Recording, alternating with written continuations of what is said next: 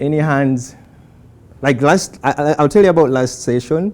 Like all the guys were active. They were fighting to get their hands up. So I don't know whether we had a lot of food. Right, yeah. So I want to really get on to you guys and really understand best things to activate the audience. So can I get some like vague answers if you don't know? Like vague answers. I just don't care whether you're right or wrong. There's no such a thing. Any hands? It's deep. Like tell us about the mind. Like what do you understand by the mind? Because it's really key. Yeah. And by show of hands, how many of you guys are founders? Like from you're a founder. Okay, we have a founder here. Founders. We have a founder here. Founders. Because it's key to speak to the extreme heads. These are the ideas you're gonna pass on with with your teams and stuff. So I want to hear from a founder. What do you understand by the mind? Because it's key when it comes to managerial and selling your products. You're dealing with people. In my opinion, the subconscious mind comes into play when we are asleep. Right. Like dreaming, that's your subconscious mind working. Right. Or also things like deja vu, when you feel like you've seen something before. Right. Maybe you have, or maybe it comes in the future, and then you're like, wait a minute. Yeah? Right. This is not me. And the conscious mind is what keeps us going day to day. Wake up in the morning, do this step, brush your teeth, this and that.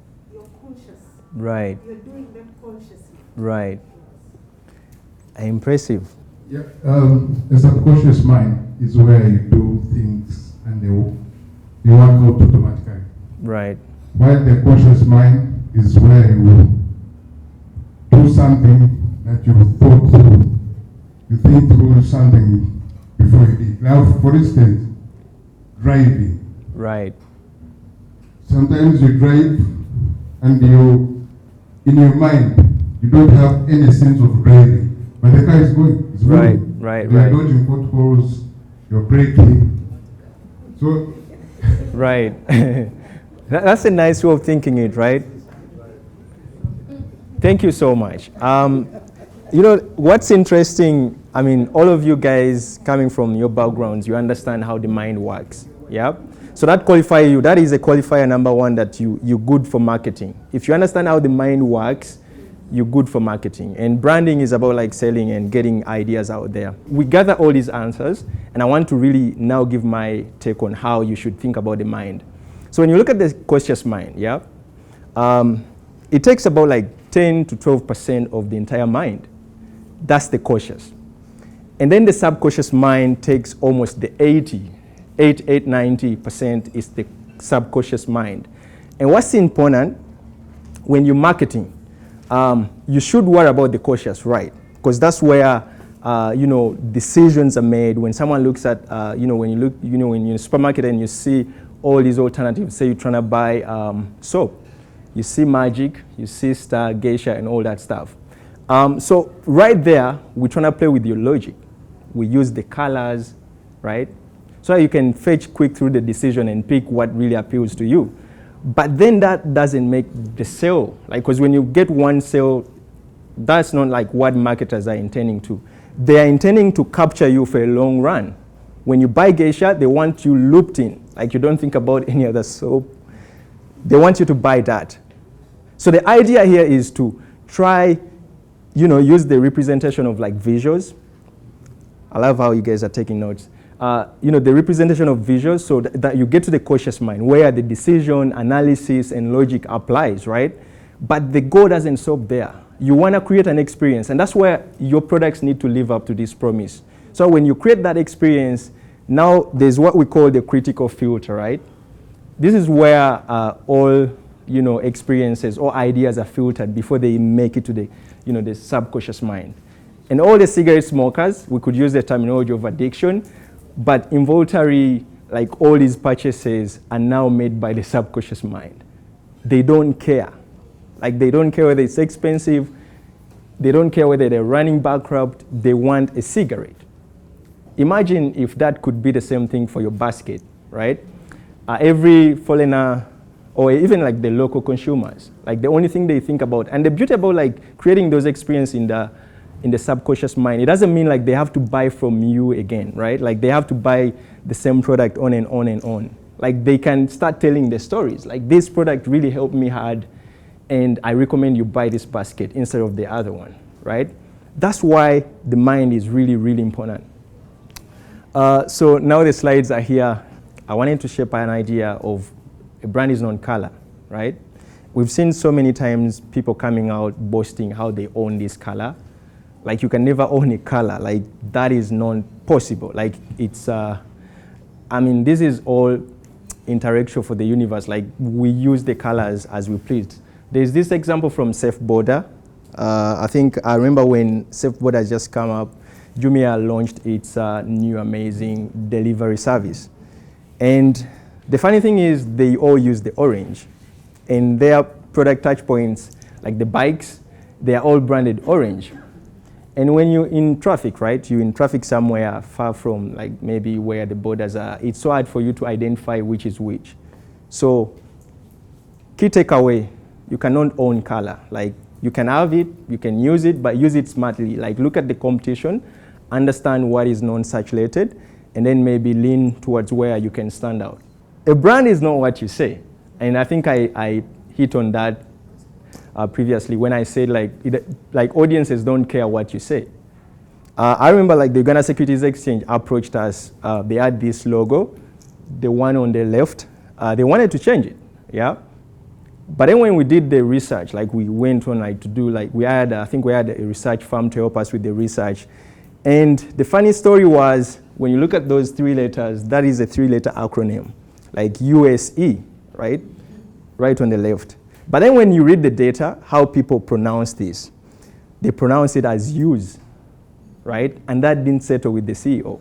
And it's like, the idea is USE. And if you're familiar with the stock exchange, they use those acronyms like NYC, you know, Nairobi Stock Exchange, NSE. It's a common language. But then when you bring it to the audience doesn't understand it, right? For them, they read what they know, like they know the alphabet, you know. They know how to pronounce, you know, vowels and consonants, so they read it use instead of USE. So what we did, we advised the CEO, I understand like it's a common language in the stock exchange, but we need to spell it out. Like if we to refresh it, we need to spell it out, and then introduce this idea of Uganda Securities Exchange. And that's what we did. So this goes on to show you that whatever you cook in the background, like the audience might get it wrong. So you need always to be revisiting ideas. Okay, there's another idea I want to shape in your mind that your brand is not a logo. We got some answer from a lady here and he said it's a symbol. Yeah, it's part of the entire system, yeah, but you shouldn't trust it to do the heavy lifting. And I have like a good illustration from one of our, you know, prominent brands, this taxi, the Chigege. I mean, like I bet every one of us has used it. Like it's the closest means of transport around town. So this Gege, I mean, like border to border, it does the job, right? But the funny thing is they have this amazing, you know, illustration around the taxi, and they have like a funny logo. It's a T, it's on the side.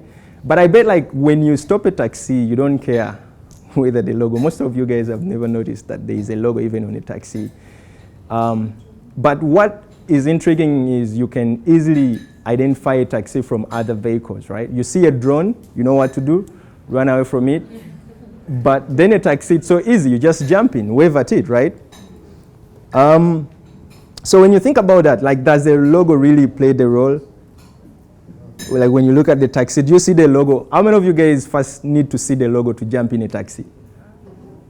None, right? You need to see the logo?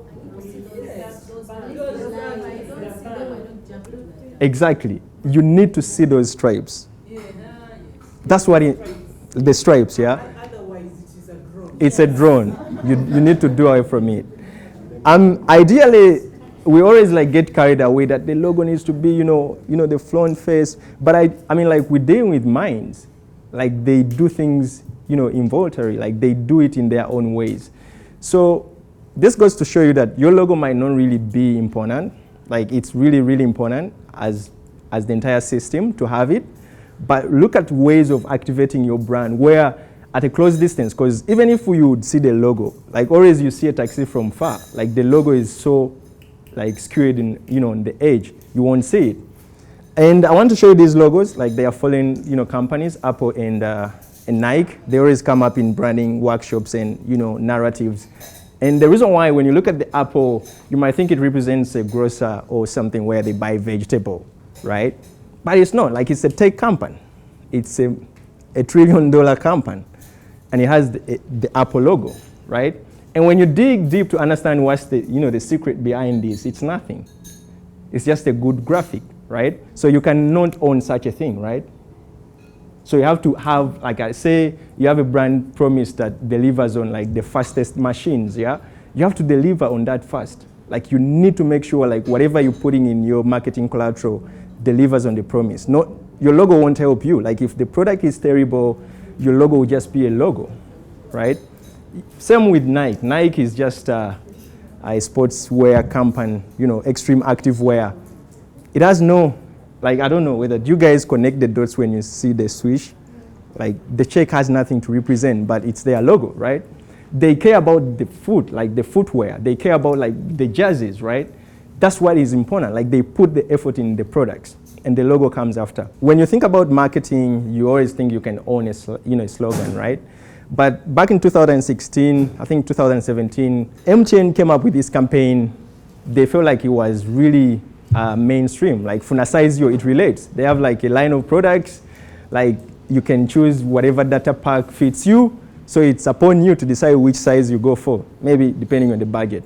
But then, I think the following morning, I think MTN was cooking when Airtel was cooking as well. They came up with a campaign, a counter campaign to that goes on to say, if you're not sure about your size, come to us, right? Think about it. Think about it, guys. Like you put on like a lot of money in a campaign and you feel like this is the slogan that is gonna get you there. And right day one, the competitor just like throws it in the trash. And Airtel related more. Like I feel like, okay, I'm not sure. Depending on my budget, I'm not sure.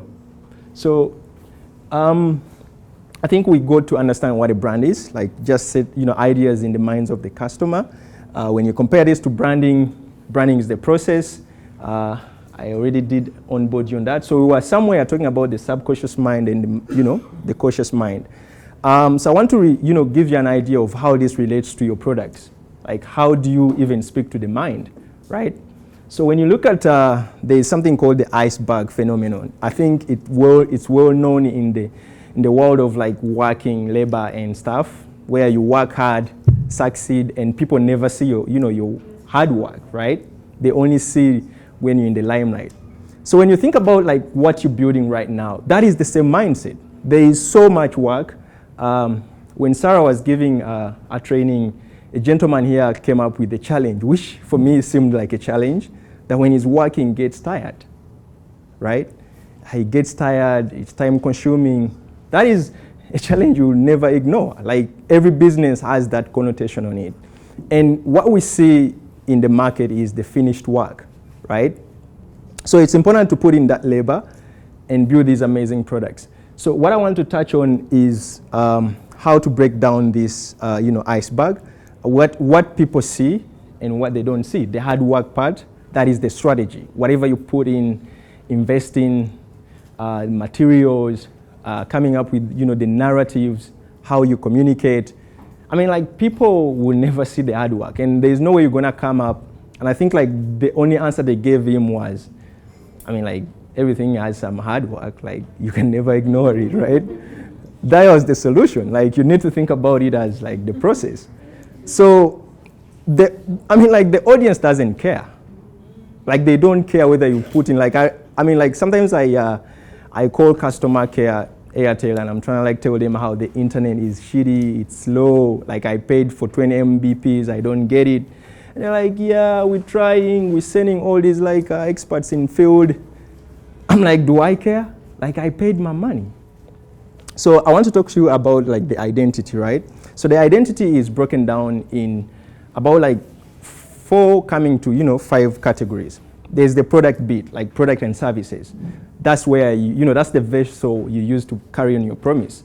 When you sell a basket and you tell a guy that this basket looks good on top of like shelves, and then you try to like sit it on a shelf and it doesn't fit, you've messed up. Like you sold him a wrong idea. So there is the verbal identity, right? The verbal identity, these communications you see in the newspaper, all these advertising you see on social media, right? There's that verbal, build around it. When you see an ad from one of my favorite brands, say, it's called, it's a shoe company, yeah? They make shoe from biodegradable material. And when you look at their communication, they don't talk about the product, yeah? So the narrative is built around how they make the shoe, right? They care about like the material, they care about like the environment and all that stuff. So that's more of like building a verbal identity. So today in this workshop, I want us to do some exercises about how to build the verbal identity. How do you, incorporate every idea in your verbal identity? Before even you approach like a copywriter, you have to have like all these documents ready. Like when a copywriter comes in, he just uses them as frameworks. Like he looks at the story of your product, like just one paragraph. Like we started this product, say, in elephant dung. And I was excited about the stories we came up with last session. Because I never came across like paper made out of dung. And when you listen to this, I'm like, that's the product I need. Like that's the, the material I need. Don't tell me about like how this paper is hard. Don't use attributes, right? First, think about the story. So we're gonna have an exercise around the corner and try to understand. So one of the ideas that I want to talk to you about is how do you get the things people see and communicate. And the reason to communicate, you want to build a relation, yeah? Because when you're selling products, think about it as marriage. You and your spouse, is it a monologue? Like is the husband only the guy to talk? How does that sound to you? Like is it sweet? It's not, right? Same thing applies to products in the marketplace. When you buy a product, you want to know what's on the other side. Yeah, so you want to speak out. That's why we see people coming out, rating products on like these review websites, and it's a thing. You want to hear what people are saying. It's not you just communicate. Like actually, it's not communicating, because communicating is where you get together. It comes from community. Like you talk to each other. You talk with each other. It's not a one-way kind of thing where like you just talk. And you don't care about what the customers have to say. I don't know, guys, do you listen to your customers? Yes. A lot? Yes. That's beautiful. Now that's communication, right? Like it's not a monologue. And when you look at all the successful companies, they focus on establishing relations. Like they call you individually, like out of like 1 million of customers, and they make you feel good, right? That's why you need to be thinking about, instead of pouring budgets in like, we need like a billboard. Like you need to think about stories. And the reason why I asked about founders, because these are ideas that you need to even ask your marketers. Like, which story are you guys preaching? Or are you selling attributes? Like this basket, was made out of like the unique, I don't know, like ashes of what? Like you can add in the gaps. So ideally, when you think about like this relation approach, building, rapport and speaking with your customers, that's now building a brand. And I won't tell you any truth. Like if you guys think that there is more to that, I don't think so. Like we've seen people who try to approach it the other way around, and companies just, cease to exist. Like somehow they wake up, they didn't care about the customer, and all the customers are gone. It doesn't matter whether now you're selling. It doesn't matter whether like you have the best product, but if you don't care about the customer, like that relation, that communication, as I said, it's a marriage. Like you see divorce papers, flying around, and you lose it. So the other thing, as I mentioned, we're going to talk about how to use communication with these avenues, like building a visual identity and a verbal identity. And I think yesterday you guys did a training on products. so that I ignore her. I know 100% like there is a, and it's a symbiotic approach, right? Like you get to learn a thing, and then you further it with some other material that can help you really sell your products. So today we're going to learn how to build identities, and for the verbal identity, I want us to build stories. I don't know whether the groups are divided in different table per table, yeah? Okay. Yeah, so let's run through that.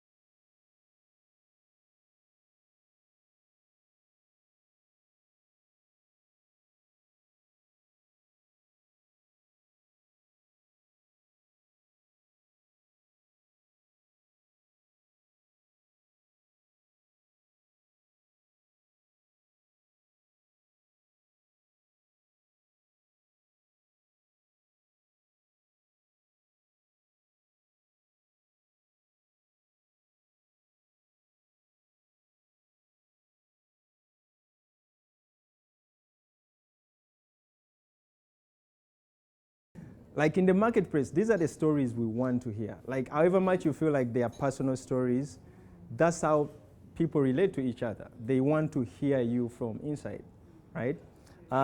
So we had one guy from here.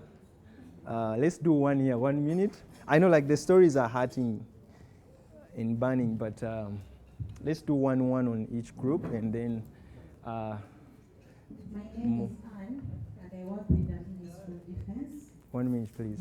And we deal with the wives to soldiers. Right. Our story almost is like a key. Mm-hmm.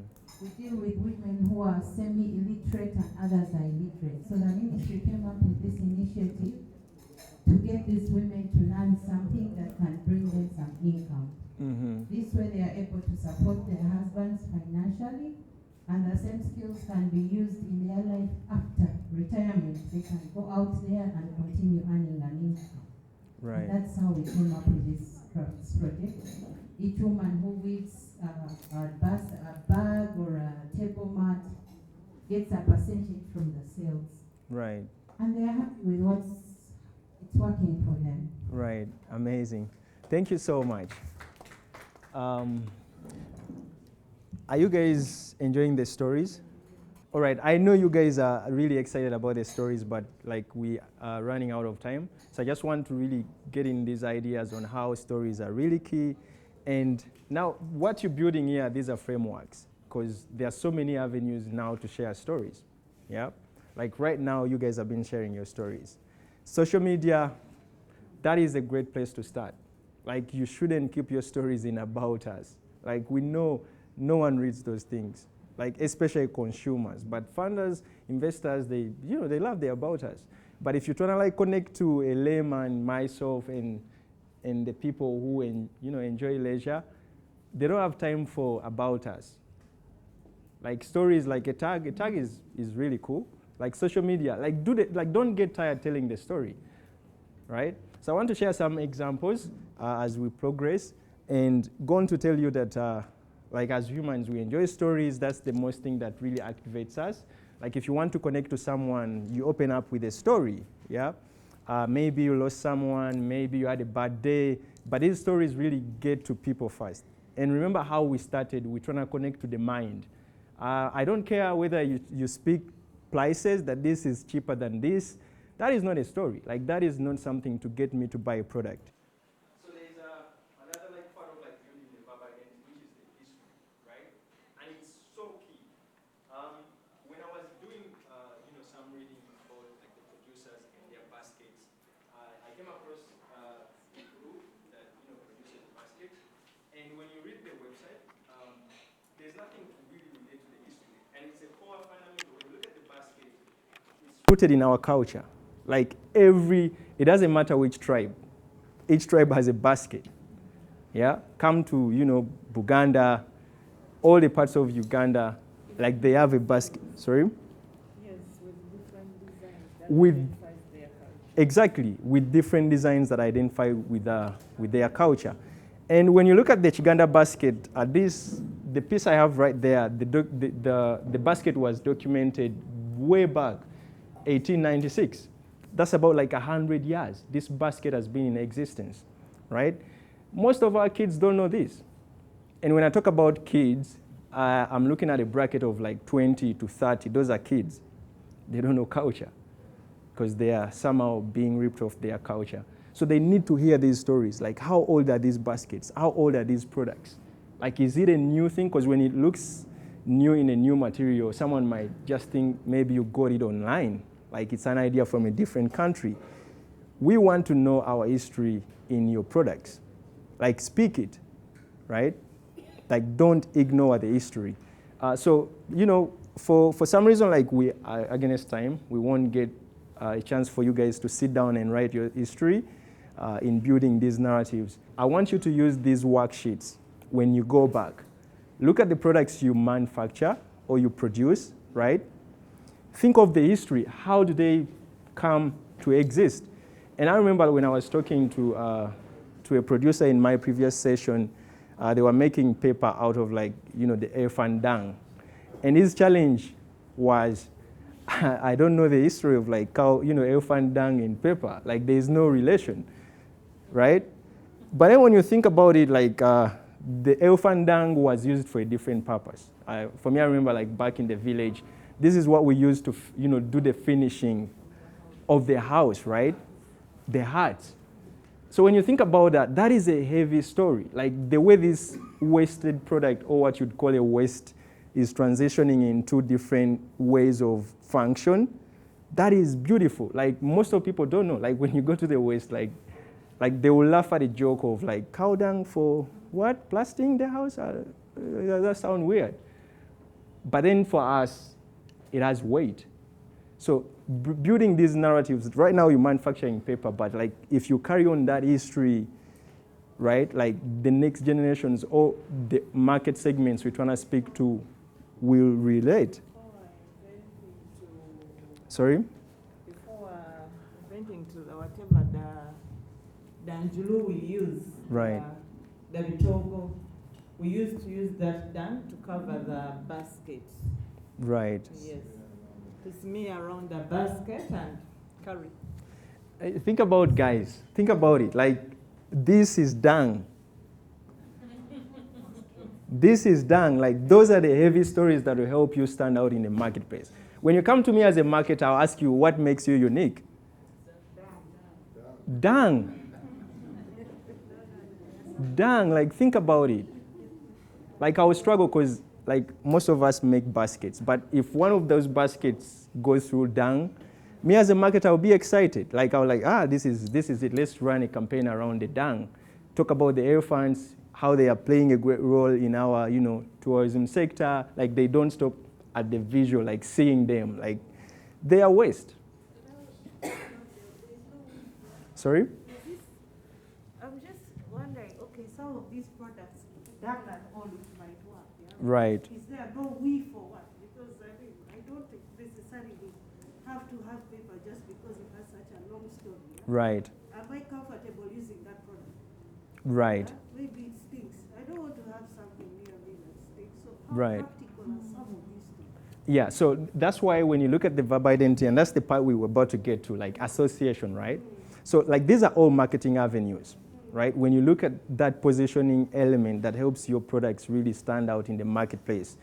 When it comes to association, which I think we should jump onto quick.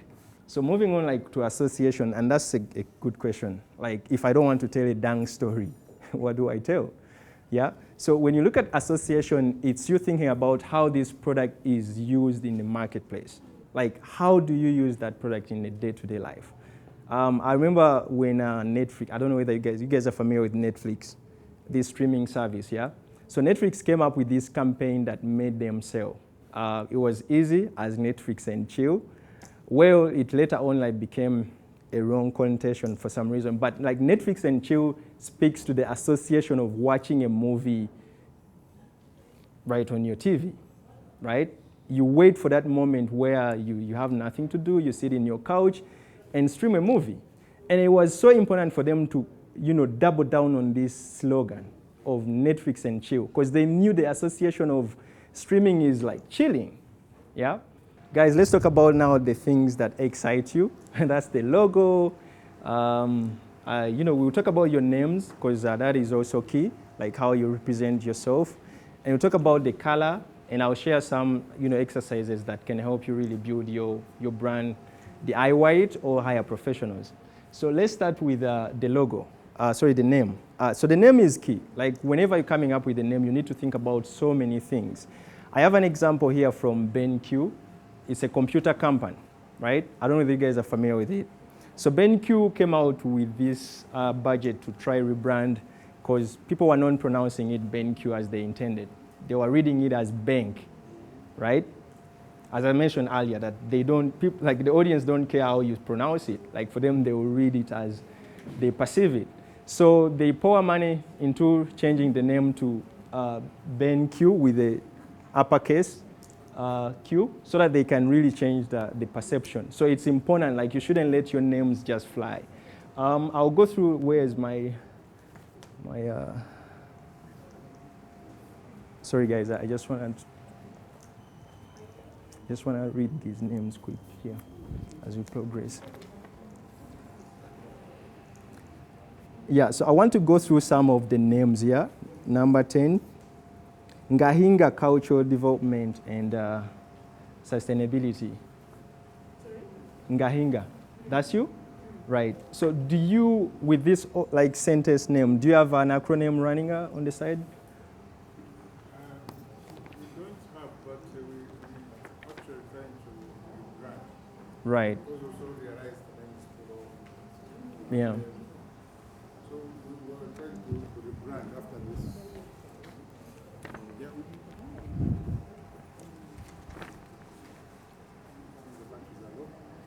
It's off? Where's the other mic? Hello? I think it's on. Yeah. Hello? Hello? I think you can just maybe so be low. we are trying to rebrand the entire business. Yeah. Actually, after this, now we are in a better position to do that. Right. Yeah, because we realize that our initiatives should be all encompassing in the business name. Right. And in the brand as well. Okay. So I wanted to use this name as an example, but then the founder is right with us, and he has already made a decision to try work on how this is length, right? It's a sentence name.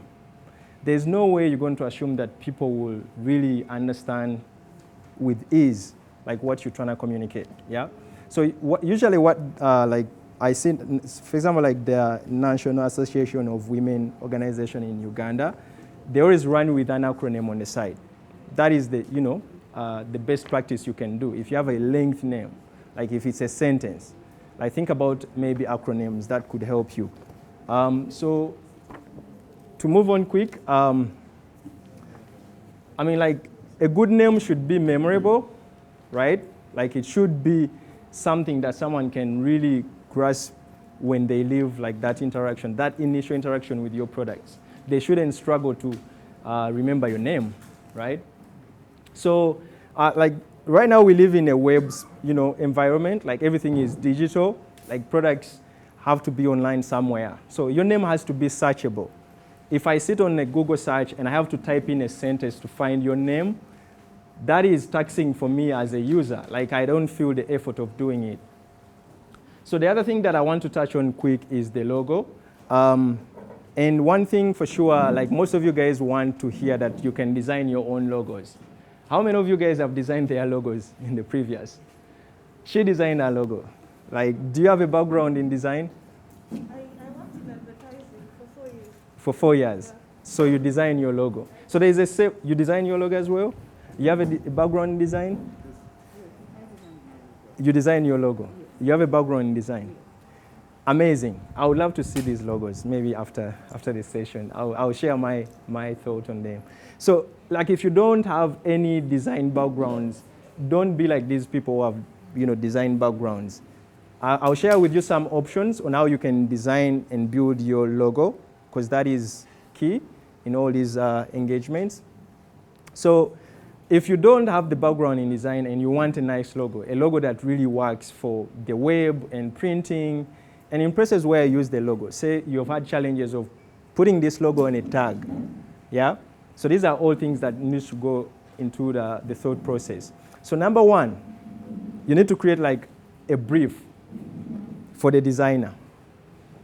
However much you might feel like the designer knows everything, yeah? They need to understand what you want, because you're the vision bearer, you know how you want to carry on your story, right? And I see you guys are taking notes, but I don't know whether you're getting what I mean right here, that when you want to approach a designer, you have to have a brief ready for them to understand what you want to execute. Like, you shouldn't let them just do whatever they want. And there are so many best practices on how to come up with a quick brand brief. Like one of the sessions you guys came across, like putting together mood boards, right? That is not a new idea to you guys. And putting together mood boards shouldn't stop only on creating products, right? When you're designing logos, you want to create a mood board around the sense of style you want to approach this identity with. Say you're into blue, yellow, and the earthly colors. Put together a mood board that illustrates the earthly colors, because it's a big spectrum. Like, you want to narrow it down for the designer so that they don't do heavy lifting, yeah? How many of you guys are familiar with Pinterest? Pinterest, yeah, Pinterest. That's a good thing. So this platform has a library of so many ideas. When you go on the platform, you can really focus on what you want, and you get all the data related to that approach. So I'll share some links for those of you guys who are not on Pinterest, right? So that we can see how you can start curating your ideas before even you approach designers. Because designers, they can only do much. So same thing with color, yeah? As I mentioned, like, you want to really narrow it down to the colors you want on a board, on a mood board. So I want to talk about the typography, because also it's important, like all the types, like how you use your typography. Most of you guys who don't have design backgrounds, this might sound like new to you, but the idea is to understand visually what appeals to you as a founder, because it's about you and how you're going to translate these ideas to the world. So put together these ideas on a piece of, a board on Pinterest and share them with the designer. And I want to go in some examples on how you can execute your logo. The approach number one is approaching a graphic designer. How many of you guys have worked with graphic designers? You've worked with a graphic designer. You've worked with a graphic designer. And how many of you guys don't know who is a graphic designer? By show of hands. Okay, how many of you guys don't know what we're talking about right now? All right.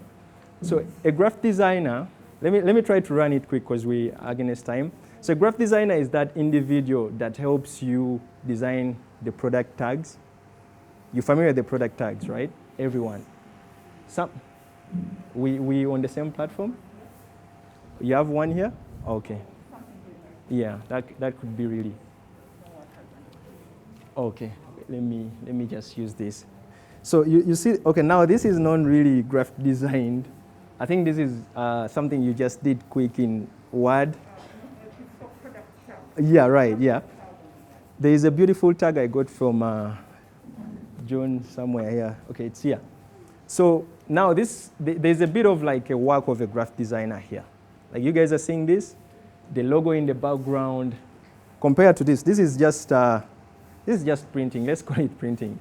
There's a level of like thought that goes into this tag. You can see it's on a cream off-white background, right? Now, a graphic designer helps you come up with these collateral. Like, how can you really, transcend your brand, right? Now, it's the same graphic designer that can help you design a logo, right? This logo we're seeing right here is that guy who has the experience to give you a logo that can stand out in the marketplace. Because we have so many businesses. As we count here, we have about 20 businesses. So it's important to have a logo that stands out and make you unique. So to move on first, how do you find a graphic designer? You can use LinkedIn. On LinkedIn, we have more than 100. Like if you go in and type in graphic designer and make sure Uganda is in the filter, you come to realize there is hundreds of designers in this country. And they are waiting for you guys to give them jobs, right? And we're going to talk about budgets. Like I see your eyes popping those guys are expensive. We're going to talk about that quick. So let's talk about online designers, like people you find on LinkedIn and all these community platforms that helps you design your brand. You could find designers that range from $5. How much is $5 in Ugandan shillings? Sorry? 15? That is 15,000 Ugandan shillings. You can find designers that can work for 15,000 Ugandan. 22, yeah? Okay, let's go with 20. So as cheap as 20, you guys can get your logos designed. I'm just showing you the data. Like if you read there is a one that is selling a logo for 10,000, and there's one who is selling a logo for $5, right? So the goal is for you to look at the in-between. $5, do my products really look $5? Right? Like it's you to think about the budget now. And it's so crucial, known for you guys to pour all your budgets in logo design. Right? Like a logo is part of the entire system. So that's why I wanted to show you that the reality of you thinking that it's expensive, it's not, right? $5, the platform is called Fiverr, and there's one called Cloud Spring. So I want to go, $5 versus 10,000. Myself as a designer, I think $5 is too low. But if that's only you have, you can get a logo designed, right? And I won't recommend it. I'll just say it loud, that I don't recommend you going for $5, 20. That is too low. Should it be the money to determine or the video itself? So the communication of the logo. And I think when you look at that, that's where now you, the founder, needs to really think about the direction you're going for, right? If that $5 logo answers what you want, right? And I want to show you a quick example from one of the places guys. When you look at this, what I was trying to alarm you is don't waste your money on designing logos. It's important, but don't get the entire fund into designing a logo. It's part of the entire system. So I want to show you this place. It's called, we want to see how safe is going for low budget logos, right? So this place is called Platia. I don't know whether you guys, it's in Kololo. Have you guys been to this place? Platia. It's right here in Kololo. It's beautiful. It has restaurants in it. As you can see, the environment is really beautiful. When you go there, you feel it's lavish. You feel wow. And it's open. It's not like one of those, Serena's Sheraton. It's open. Everyone can be there. And when you get there, one of the most incredible stuff, when you compare the place, the location, it's beautiful. Every product there is expensive. It's hard to afford it, right? So you think about everything around them, you might think it's the same. It's that vibe. Their logo is expensive. Their place looks expensive. But what I want you guys to guess is how much? $50,000. Shillings, right? 50,000 shillings. I think the designer could be 800 Ugandan shillings. 800 Ugandan shillings. I think they did it themselves. They didn't spend a penny. So we got an answer from here that they did it themselves. They didn't spend a penny on it. I think the extreme is $1,000. Why so? I think it's an intriguing question. It looks lazy. Okay, it looks plain. I like it so much. Right. But I think it is the price is also relevant. Right. They could have gotten to this young designer or they could have got into the experienced designer. Right. And the young designer could have come up with that. And Right. they said 250,000 Uganda shillings is good for me. 250. They agree. Yes. 250. So we had a 800 somewhere 800,000. We had a $1,000. Me, I've seen it be 100,000. 100,000 Ugandan shillings. Yes, please. Okay. 3.5. That is beautiful. What do you think about this logo? How much did it cost?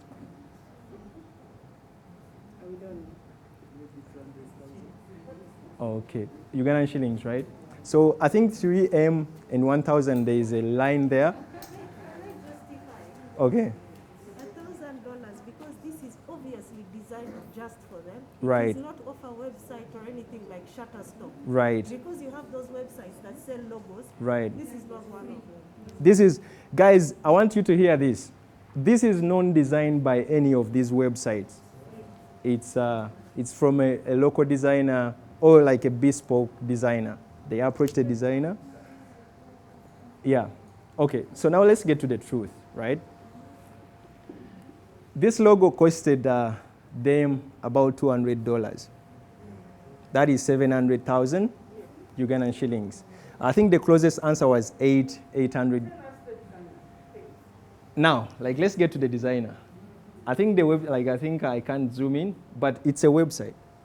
Like one of those websites I've been telling you that sell logos for $5 and 10,000 bucks. And the funny story about this, when you look at this community website, you don't work with one designer. Like this, to get to this logo, they gave them about 104 options.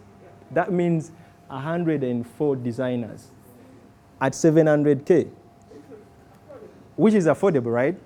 So I don't know why you guys are holding on thinking that for them, right? 700. So, but remember we talked about the idea of using the same website at $5, like that is 20K, right? Big hand clap for Paul. Put a lot of pressure on you. Thank you so much. You've done wonderfully. Another hand clap. Thank you. Yes, another hand clap.